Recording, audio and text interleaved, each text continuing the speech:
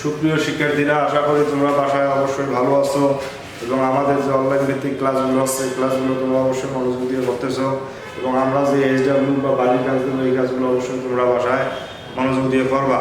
তো প্রিয় শিক্ষার্থীরা, আজকে আমরা ধারণা লাভ করবো গণ অভ্যুত্থান যা 1969 সালে ঘটেছিল। গণ অভ্যুত্থান যা 1969 সালে ঘটেছিল। তো গণ অভ্যুত্থান সম্পর্কে ধারণা লাভ করার আগে আমরা একটু এর পিছনের কিছু প্রেক্ষাপট সম্পর্কে ধারণা লাভ করি।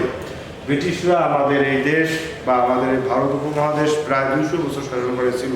তারা 200 বছর শাসন করার পরে 1947 সালে তারা যখন এই দেশ থেকে বিতাড়িত হয়ে যায়, তখন পূর্ব পাকিস্তান এবং পশ্চিম পাকিস্তান মিলে পাকিস্তান নামে একটি রাষ্ট্রের সৃষ্টি করে এবং ভারত নামে হিন্দুস্তান নামে আরেকটা রাষ্ট্রের সৃষ্টি করে তারা এই দেশ থেকে চলে যায়। তো পূর্ব পাকিস্তান এবং পশ্চিম পাকিস্তান দুটি মিলে যখন একটি রাষ্ট্র, তখন পশ্চিম পাকিস্তানিরা পূর্ব পাকিস্তানি জনগণের উপর তারা বিভিন্নভাবে নির্মম নির্যাতন চালাতে শুরু করে।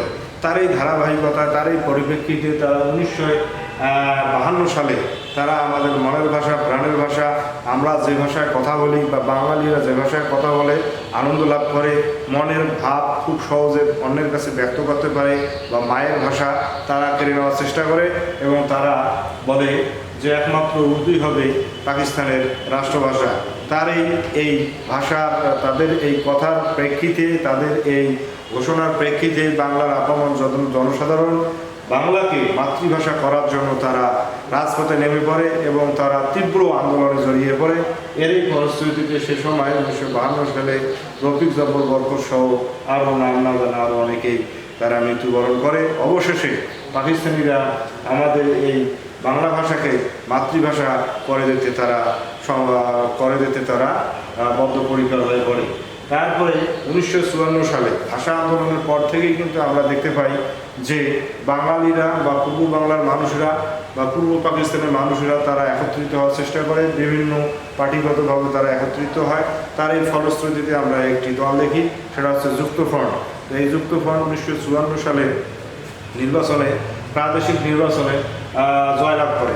জয়লাভ করলেও পশ্চিম পাকিস্তানিরা তাদেরকে ক্ষমতায় আসতে দেয় নাই এবং তাদেরকে ক্ষমতা থেকে বিতাড়িত করার জন্য বিভিন্নভাবে চেষ্টা চালিয়ে যায়।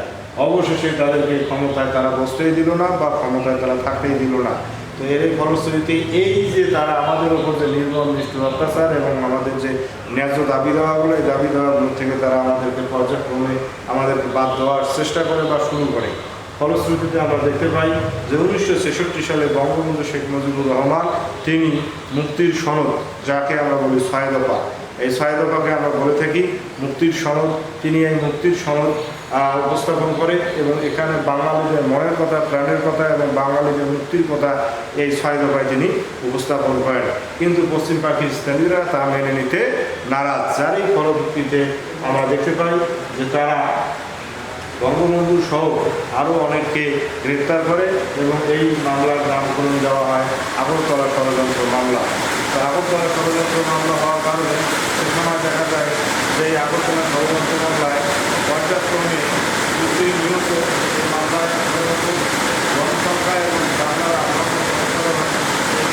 মামলায় তারা ক্রমান্বয়ে তারা একত্রিত হতে থাকে এবং একত্রিত হতে থাকে এবং এই একত্রিত হতে গিয়ে তারা আস্তে আস্তে একটা আন্দোলনের রূপ নেওয়া শুরু করে।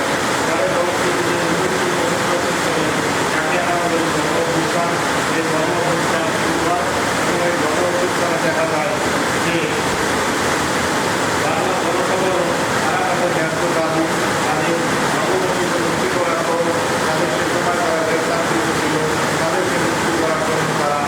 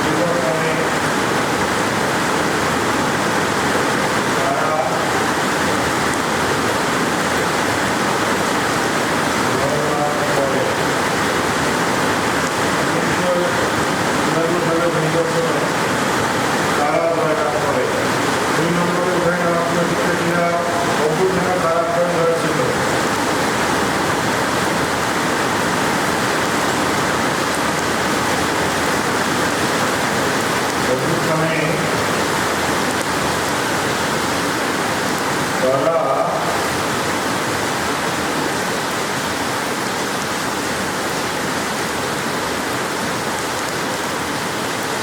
হয়েছিল, তো শিক্ষার্থীরা 2 নম্বর বেনা অভ্যুত্থানের কাজ করে হয়েছিল।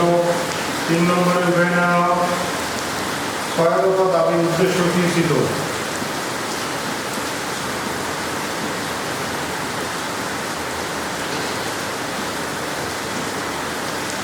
দাবির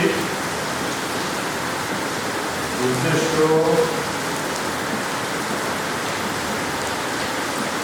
শিক্ষার্থীরা 3 নম্বরে দেখো সহায়তা দাবির উদ্দেশ্য কি ছিল। এবার 4 নম্বরে নাও 1977 সালের নির্বাচনে কারা জয়লাভ করে? 1977 সালে নির্বাচনে কারা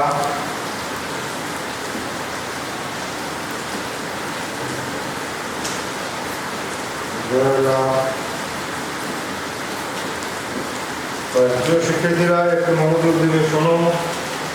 1 নম্বরে হচ্ছে 1954 সালের নির্বাচনে কারা জয়লাভ করে। 2 নম্বরে আসতেছে অভ্যুত্থানে কারা শহীদ হয়েছিল। 3 নম্বর প্রশ্নটা উঠে নাও 6 দফা দাবির উদ্দেশ্য কি ছিল। এবং 4 নম্বরে উঠে নাও 1977 সালের নির্বাচনে কারা জয়লাভ করে। তো তোমরা অবশ্যই বাসায় আমি যে এক্সামগুলো বাড়ির কাজগুলো দিলাম অবশ্যই তোমরা বাসায় এগুলো মনোযোগ দিয়ে করবা এবং আমি যে ক্লাসটা করাইলাম তা মনোযোগ দিয়ে শুনবা। ঠিক আছে, ধন্যবাদ, আল্লাহ হাফিজ।